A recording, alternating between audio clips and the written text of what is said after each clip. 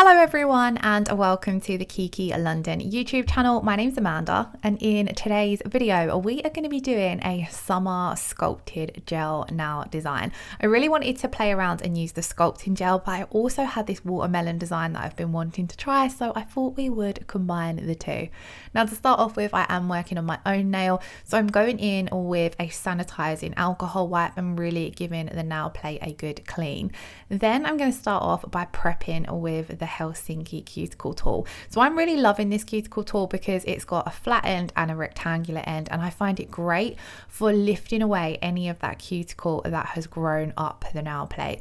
So I don't really you can push the cuticles back with this, but I find this brilliant for scraping off that excess cuticle. So if you've got a client who's got quite stubborn cuticle, or if for example it's been a good couple of weeks since they've had their previous set of nails done, this is brilliant for that. So I come in with the flat end, keeping it quite flat against that nail plate. You don't want to be angling it up or digging it into the nail plate. And then you can see it's very sharp, so it effortlessly scrapes away all of that excess dead skin and cuticle. And then I really love the rectangular end for going along and picking off any bits that have been quite stubborn. So if you've got a little piece of cuticle that the flat end has lifted up, but maybe it's still attached to the nail or the skin around the nail, you can come in with that rectangular end and scrape it away. And I find this end brilliant for getting around the sidewalls as well. So I'll flip backwards and forwards between the two, and then once I've scraped off all of those, I'm just going to wipe all of that cuticle that we've removed away, and then I'm actually going to come in with the round end on the Vienna cuticle tool. So last week I showed you guys using the Sophia one to push back the cuticles, but you can use the round end on the Vienna tool as well. And I really like this because it's nice and gentle to push back the cuticles with. So you can see this would also push off any dead skin, any dead cuticle like the Helsinki tool, but I find that one can be a little bit more thorough. So it's great to have a wide range of tools now available because you have got something to suit all of your prep needs. I didn't need to nip off any cuticle or anything like that today because I had only done my nail in the video last week, so I didn't have too much prep to do, but I did find those two tools very thoroughly removed any excess cuticle that was there. Then I've very gently etched the nail plate using the 180 grit side of my file, and I like to do this in rounded circular motions, and you don't want to be going backwards and forwards sanding away at the nail. I kind of very gently, kind of like tickling the nail with that rounded end of the file just to remove any shine from the surface of the nail. This is going to ensure that your product has got something to really grip onto. And then for today's sculpted gel design, we're not actually going to be sculpting, we're going to be using tips. I am a little bit more confident with tips than sculpting, and I think that it's brilliant. You can also use the sculpting gel for this. So I've glued down one of these long nail tips, and then I'm going to take the Berlin nail clippers and show you guys how I would trim down a tip with these. So I started off by taking off the length. Then I was going to keep this as a coffin shape, so I start filing, and then I decided actually I want to go for a long round shape. Now this isn't an ideal tip for doing a rounded French shape, like a long, kind of like a rounded almond. So what I'm going to basically do is take those Berlin nippers again and clip off the sides of that tip, and this is going to help minimize the amount of filing you've got to do to get this tip into shape. So this is sometimes where sculpting is a lot easier because you can completely skip out this step. But if you're not qualified in sculpting or not very experienced, or you're more of a tip girl, then this is how I would shape my tips if I wanted to change the shape of them. So I'm then going to come in and round off the point basically, because I want this to look quite round. Still, I don't know what you'd call it. I'm going to say like a rounded almond because it's not as round as a fully round nail. Then what I'm going to do is take the 180 grit side of my file and just remove the shine from that nail tip again, so your product has got something to adhere to. Then I'm going to swap to my buffer and very gently blend this tip in a little bit, not too much, and you don't want to be buffing over the nail plate too much, just focusing around that area where the wings of the tip are, because they can look quite raised. Then once again I went in with an alcohol wipe. This is to clean away any of that remaining dust and also dehydrate the nail plate, ready to come in and prime. We then primed using the Kiki London primer, and we're now ready ready to come in and apply our base coat. So I'm going to be using RB03. This is one of the rubber color bases. It's a really pretty natural peach shade, and I find it works really well with the natural cover sculpting gel that I was going to be using. So as you can see, I'm coming in, really working this into the nail plate, really kind of like scrubbing and pushing it in to that nail plate, making sure that the product is making really good contact with the nail. Going really carefully around the cuticle and sidewall area so we don't flood those areas. And then I gently like to just run my brush over and basically smooth everything all out and get it all nice and even. Then I'm going to come in with my stripe liner brush and take a small amount of product from the bottle brush, and I'm going to use this to just go that little bit closer to the cuticle area. You will find when you be very thorough with your prep and really push back those cuticles, you're able to get a lot closer and a lot neater with your gel application because you haven't got any annoying little cuticle bits getting in your way. I do still like to come in and do this with the stripe liner brush though, just to get a nice neat application.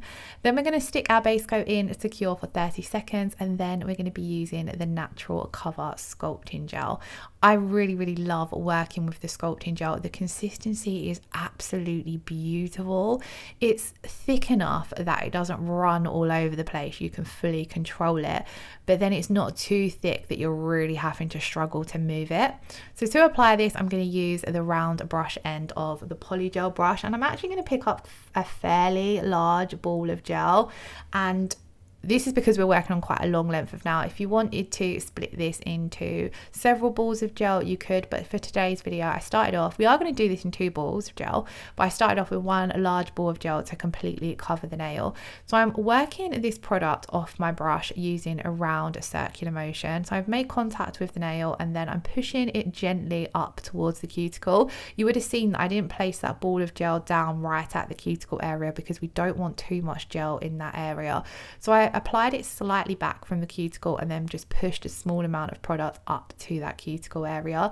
Don't stress if you can't get super close or super neat with the larger brush. You can come in like you'll see me do with my stripe liner brush and move that product so it's a little bit closer.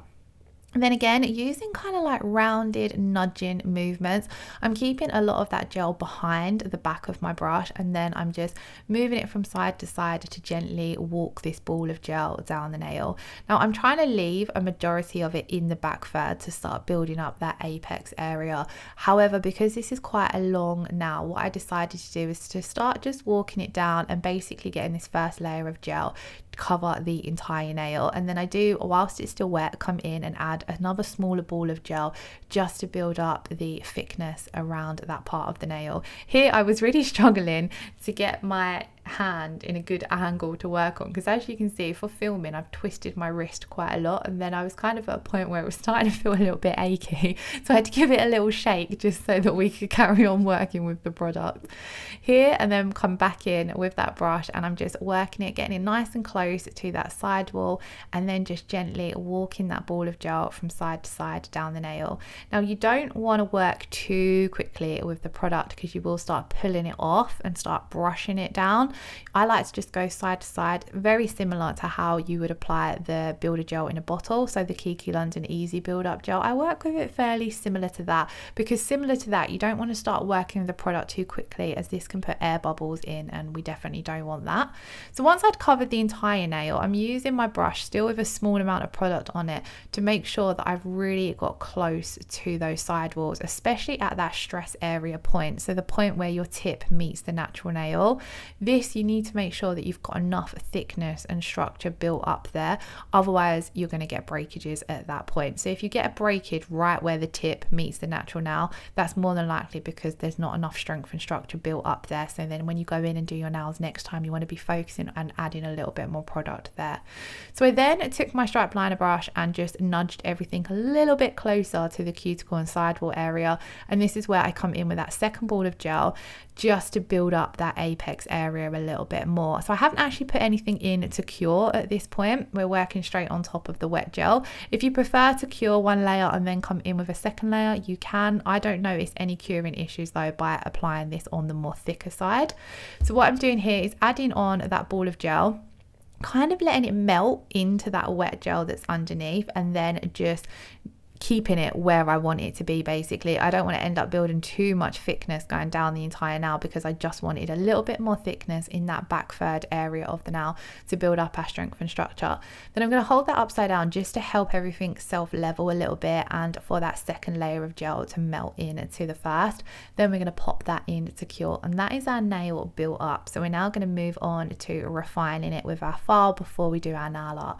So the sculpting gel does have a tacky inhibition layer, so I wiped this away using an alcohol wipe, and then I'm going to come in and file. Now I find that the sculpting gel does file quite easily, so you want to be careful not to over file your product. So what I'm basically doing is just coming in and fixing up my shape a little bit, making it nice and sharp using the 180 grit side of my file. You can use the 100 grit side if you are having to remove a lot more product. So if, for example, your application is a little bit uneven, or you've applied it too thick and you need to debulk the nail, then you can definitely do this with the 100 grit side of the file. You do just need to bear in mind that that's going to take the product down a lot more quicker. I'm just using the 180 grit side here, then just to come over and refine the entire nail. So I wanted to thin the product out just a little bit at that cuticle area, so that as the nail starts growing out, you're not going to have a huge bump. And then I wanted to thin out the sides a tiny bit and the tip of the nail a little bit as well, and just make sure I'm happy with the overall feel of the nail. Then we did come in with the buffer and just gently buffed the nail just to remove any harsher scratches that the file might have left behind, before giving everything a really good clean up so that we can come in and do our nail art. So for nail art, I wanted to do a watermelon design. So we're going to be using watermelon sugar and Parrot Feathers. These are both from the Exotic Summer collection, and it's one of my favorite collections for summer.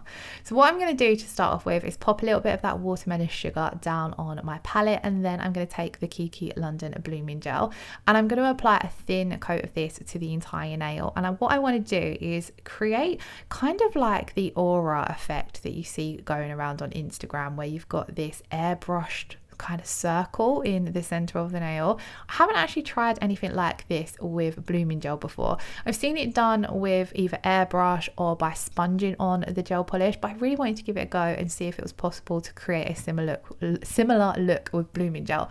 So what I've come in and done is I've popped down my blooming gel, and then whilst that's still wet, I've taken a large dotting tool and I'm picking up my watermelon sugar and kind of just creating a circular oval shape in the center of the nail. Then I'm going to let this bloom for a few seconds. And then once that has bloomed out a little bit, I'm going to come in with my stripe liner brush and just kind of like pull it around to take over a little bit more of the nail. And then what's going to happen is, as the blooming gel mixes with the watermelon sugar, it's going to look a lot softer around the edges, and it's going to create that more of a aura effect, kind of like really soft and bloomed. So I did let it bloom for a while until I was happy with it, and then I popped it in to cure for 30 seconds, and this was the effect that it gave off. And I liked that it didn't fully cover up the entire nail, so it didn't cover the whole of the natural cover sculpting gel shade, which I wanted to still be able to see a little bit of that coming through. Then we're going to come on and do a French tip using the Parrot Feathers. So I've popped a little bit of this gorgeous green down on my palette, and these two colors do just work absolutely beautiful together for a watermelon design or for anything summery. So I've loaded up my French brush, and I want to have quite a thin deep French, so I'm just using my brush to create that French tip shade, just using the center parts of the brush, and then that longer edge of the brush, I'm going to use that to pull the gel polish down to create that more deep French look. Being really careful, this is a lot easier to do on somebody else than yourself, because you're able to pull the skin back at the sides of the nail to really get down there. I'm doing my best with the brush. Now it does look a little bit uneven and patchy in one coat, but don't stress, when you come in and do your second coat, all of that will even out and it will look a lot more pigmented. And here I liked the fact that you could, at the tip, sorry, where the smile line starts, you could still see a little bit of that natural cover sculpting gel shade coming through, so it was keeping that darker pink effect more in the center of the nail. So once we've cured the first coat of Parrot Feathers, we're going to come in and do exactly the same again to get that second coat and to really get that green pop in. Being really careful to try and keep this nice and neat. I did hit my skin, so you will see that I do come in with the round nail art brush just to clean off any gel polish that you don't want, and you want to make sure that you clean this off before popping it into cure. So here I'm just going to take a little bit of alcohol on my round nail art brush and clean that up. And then we're going to pop this second coat in to cure.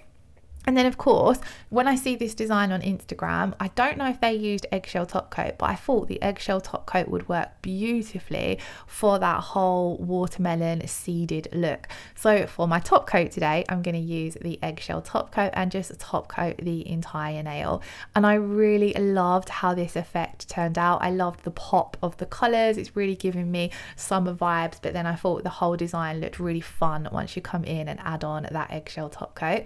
So as you can see, I kind of just applied this exactly the same way I would my regular top coat, so covering the entire nail. Then I cleaned off my brush, and then I'm using that brush that's got less product on it to move some of those eggshell pieces around and cap the free edge as well. And then because we've messed about with it a little bit, what I'm going to do is just hold it upside down for a few seconds to help it self level out, and then we're going to pop that in to cure.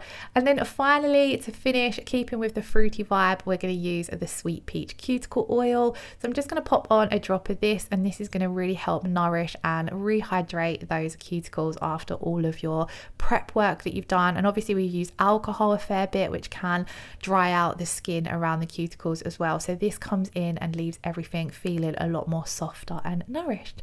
And then this, guys, was the finished look. So I really hope you all enjoyed watching. If you did, please let me know your thoughts in the comments below. Do give the video a thumbs up and hit that subscription button if you haven't already. And I hope you all have a wonderful weekend. Thank you all so much for watching. Lots of love. Take care. Bye bye.